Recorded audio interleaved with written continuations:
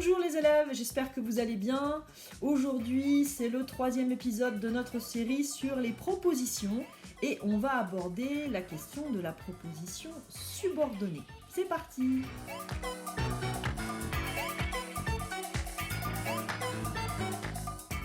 Bon alors, si vous avez bien suivi les épisodes précédents, tout ce qu'on est en train de voir ici, c'est comment on peut faire en sorte d'unir des phrases simples entre elles dans une seule phrase complexe pour faire finalement un discours un peu plus fluide.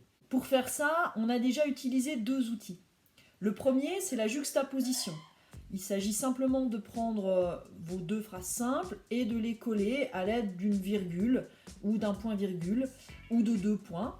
Et on a une colle qui est vraiment très très légère, c'est comme un scotch. Les 2 phrases peuvent très très rapidement retrouver leur indépendance. D'ailleurs, on va parler dans ces cas-là, quand la phrase est réunie avec la juxtaposition, de 2 propositions qui seront indépendantes. Le deuxième outil pour relier 2 phrases simples entre elles et en faire une phrase complexe, c'est la coordination. Ce coup-ci, la colle ne sera pas un signe de ponctuation. La colle sera une conjonction de coordination, mais, ou, est, donc, or, ni, car, qui vont nous permettre de relier nos 2 phrases simples ensemble, en les reliant par un lien logique assez fort, ce qu'on avait vu dans les exemples qui concernaient votre professeur d'histoire-géographie. Alors la subordination maintenant, pour vous donner une métaphore, si la juxtaposition c'est comme du scotch, on pourrait dire la coordination c'est plutôt comme de la colle. La subordination, ce lien qu'on va utiliser, c'est un lien qui est très très fort et qui implique vraiment que les 2 phrases qu'on va lier ensemble vont être presque soudées l'une à l'autre. Et il y a un lien qui est tellement fort qu'il y en a une en fait, il y a une de ces phrases qui va être plus importante que l'autre. Bon, c'est quoi l'intérêt de la subordination ? Alors, repartons du départ. J'ai 2 phrases simples. Ces 2 phrases simples, je veux les coller ensemble. Je peux le faire avec la conjonction de coordination, je peux le faire avec la juxtaposition, mais mes 2 phrases sont sur le même plan. Et elles restent indépendantes, elles sont très faciles à couper l'une de l'autre. Ce que je vais faire avec la subordination, c'est que je vais dire non seulement les 2 informations en même temps, mais je vais montrer qu'il y en a une qui est plus importante que l'autre, que je vais mettre en relief. Ce sera la proposition principale. Et l'autre ne fait que dépendre de la première. Elle est à ses ordres, c'est une subordonnée. Et en fait, elle vient là comme une information d'arrière-plan.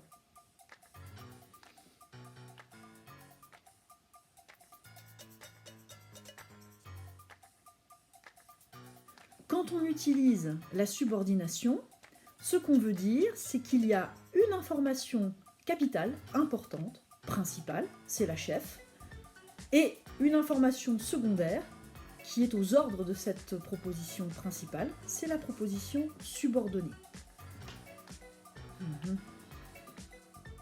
Mais maintenant, je vais vous présenter la famille des propositions subordonnées, parce que la famille, c'est important.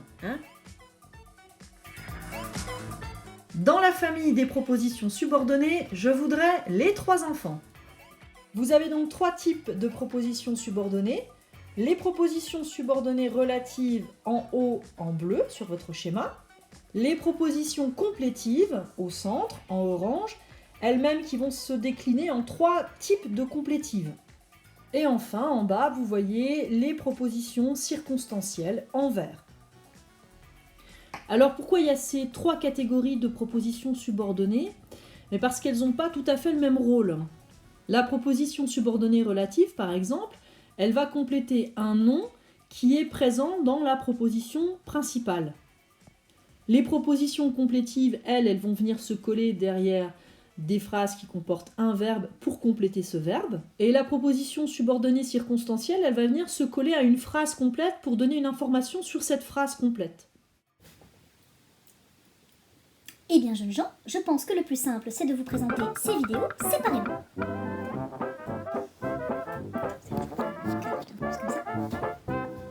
Et plutôt 2 fois qu'une.